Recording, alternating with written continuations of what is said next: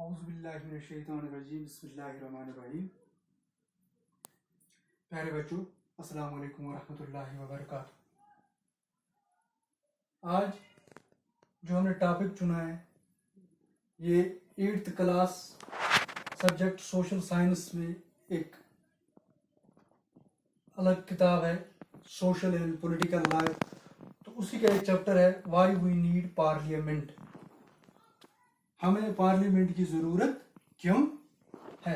ये 8वीं क्लास का स्वीक्स का, या हम इसे सोशल एंड पॉलिटिकल लाइफ कहेंगे। तो दोनों में तो तीसरा चैप्टर है। पहले चीज, पार्लियामेंट कहते किसे हैं, what is a parliament.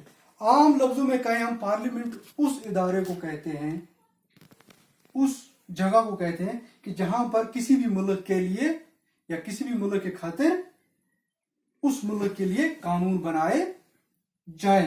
The parliament is the supreme legislative body of the Republic of India. It is a bicameral legislature composed of the president of India and the two houses, viz. Rajya Sabha and Lok Sabha। Parliament उस इदारे को कहते हैं।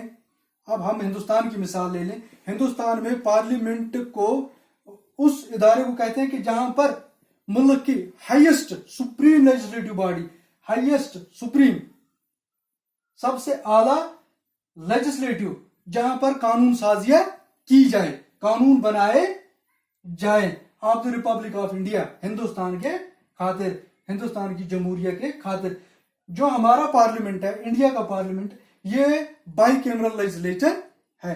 ये दो ऐवानी या by ऐवान, इसके दो ऐवान है।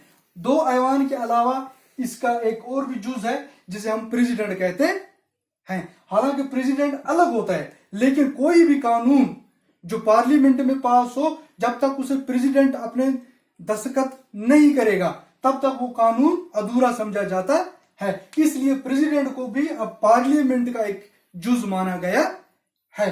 तो हिंदुस्तान की पार्लियामेंट दो बाइकैमरल लेजिस्लेचर है। इसके दो ऐवान है, लोकसभा एंड राज्यसभा। लोकसभा इसे पीपल्स हाउस भी कहते हैं और राज्यसभा को स्टेट्स काउंसिल भी कहते हैं। जो हिंदुस्तान की पार्लियामेंट है, हिंदुस्तान की पार्लियामेंट बाइकैमरल लेजिस्लेचर है। अब हम देखेंगे क्यों जरूरत है किसी भी मुल्क को, या हमें क्यों जरूरत है पार्लियामेंट की। पहली चीज, वर्ल्ड वॉर सेकंड के बाद पूरी दुनिया में एक आम चीज मशहूर हो गई जिसे हम डेमोक्रेसी कहते हैं, जमहूरियत कहते हैं। जमहूरियत के फिर दो किस्म होते हैं, एक होगी डायरेक्ट डेमोक्रेसी, दूसरी होगी इनडायरेक्ट डेमोक्रेसी। चूंकि दुनिया का जो भी मुल्क है इस वक्त, वो आबादी के लिहाज से बहुत बड़े बड़े मुल्क हैं जहां पर के डायरेक्ट डेमोक्रेसी इम्पॉसिबल है। इसलिए तमाम मुल्कों ने इनडायरेक्ट डेमोक्रेसी को अपनाया है। इनडायरेक्ट डेमोक्रेसी को हम इन द सेंस दूसरे मानों में कहते हैं रिप्रेजेंटेटिव डेमोक्रेसी भी। इनडायरेक्ट डेमोक्रेसी रिप्रेजेंटेटिव डेमोक्रेसी भी होती है। जो ये इनडायरेक्ट डेमोक्रेसी है, यही हमारे हिंदुस्तान ने भी अपनाई है। चूंकि हमारा हिंदुस्तान बहुत बड़ा मुल्क है, आबादी के लिहाज से इस वक्त दुनिया का दूसरा बड़ा मुल्क है। तमाम लोग एक वक्त एक जगह जमा होकर रायशुमारी या किसी और को, जो डायरेक्ट डेमोक्रेसी इनिशिएटिव्स हैं, इसी तरह से दूसरा प्लेबिसाइट है, उनको अपनाकर किसी भी मुल्क की कानून साजिया को नहीं बना सकते थे। इसलिए हिंदुस्तान ने रिप्रेजेंटेटिव डेमोक्रेसी अपनाई। रिप्रेजेंटेटिव डेमोक्रेसी में फिर दो किस्मों को डेमोक्रेसी होती है, दो तरह की हुकूमतें होती है। एक होगी प्रेसिडेंशियल फॉर्म ऑफ गवर्नमेंट, दूसरी होगी पार्लियामेंट फॉर्म ऑफ गवर्नमेंट। जो हमारे हिंदुस्तान ने, जब हिंदुस्तान आजाद हुआ 1947 में, तो हिंदुस्तान ने उस वक्त पार्लियामेंट डेमोक्रेसी को अपनाया, पार्लियामेंट फॉर्म ऑफ गवर्नमेंट को अपनाया। चूंकि हिंदुस्तान पर जो राज कर रहे थे उस वक्त वो ब्रिटिशर्स थे। ब्रिटिश में जो उस वक्त हुकूमत थी वो पार्लियामेंट टाइप ऑफ गवर्नमेंट थी। इसलिए हिंदुस्तान ने भी उसी पार्लियामेंट टाइप ऑफ गवर्नमेंट को अपनाया।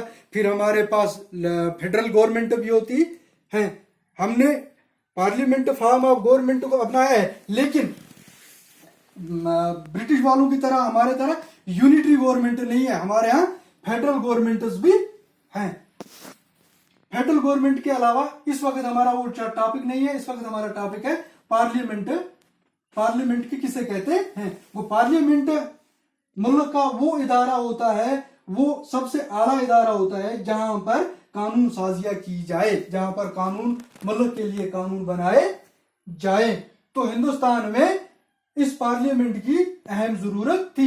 हिंदुस्तान की जो पार्लियामेंट है इट इज बाइकेमरल, ये 2 ऐवान वाली पार्लियामेंट है। तो जो छोटा ऐवान है इसका वो लोकसभा है, पीपल्स हाउस, और जो इसका अपर हाउस है उसे हम राज्यसभा भी कहते हैं या स्टेट्स काउंसिल भी कहते हैं। जो लोकसभा इलेक्शन होते हैं, लोकसभा के नुमाइंदे चुने जाते हैं, they are represented, they are elected through direct election. वो डायरेक्ट इलेक्शन के जरिए चुने जाते हैं। हर 5 साल जो लोकसभा होता है ये हर 5 साल के बाद तहलील किया जाता है, डिसॉल्व किया जाता है। राज्यसभा को दूसरा नाम भी दिया गया है परमानेंट हाउस ऑफ। जो राज्यसभा है ये तहलील नहीं होता है, ये डिसॉल्व नहीं होता है। हर 2 साल के बाद इसके 1/3 1/6 ऑफ मेंबर रिटायर होते हैं। जो राज्यसभा की टेन्योर है, मुद्दत है, वो 6 साल है, और जो लोकसभा की मुद्दत है वो 5 साल है। यहाँ पर हर मेंबर 6 साल के बाद रिटायर होता है, लेकिन जो लोकसभा होता है, लोकसभा एक ही दफा तमाम लोकसभा को हर 5 साल के बाद तहलील किया जाता है। प्रेसिडेंट उसे तहलील करता है और 5 साल के बाद नए इलेक्शन होते हैं, फिर डायरेक्ट इलेक्शन होते हैं। लोग खुद पोलिंग बूथ में जाकर अपने नुमाइंदे को चुनते हैं। जो ज्यादा वोट लेता है वो उस कॉन्स्टिट्यूंसी का मेंबर बनता है। तो लोकसभा के टोटल में 543 मेंबर हैं जो इस वक्त पूरे हिंदुस्तान में डायरेक्ट चुने जाते हैं, और उसके अलावा 2 मेंबर्स को president on the recommendation of central government या काउंसिल ऑफ मिनिस्टर्स उनकी रिकमेंडेशन पर रिप्रेजेंट करता है फ्रॉम एंग्लो इंडियन कम्युनिटी। इसी तरह से राज्यसभा के 250 मेंबर्स होते हैं। आउट ऑफ दैट 238 मेंबर्स वो होते हैं जो डायरेक्ट स्टेट से चुने हुए आते हैं। जो स्टेट्स या मुख्तलिफ यूनियन टेरिटरीज हैं हिंदुस्तान की, उनसे चुन के आते हैं for a period of 6 years, और 6 साल के बाद वो रिटायर होते हैं। उनकी जगह पर किसी और को मेंबर चुना जाता है। तो दोनों के इलेक्शन हमारा इलेक्शन कमीशन ऑफ इंडिया करवाता है। तो बच्चों आप ये याद रखेंगे कि पार्लियामेंट उस इदारे को कहते हैं, parliament is that supreme legislative body of India,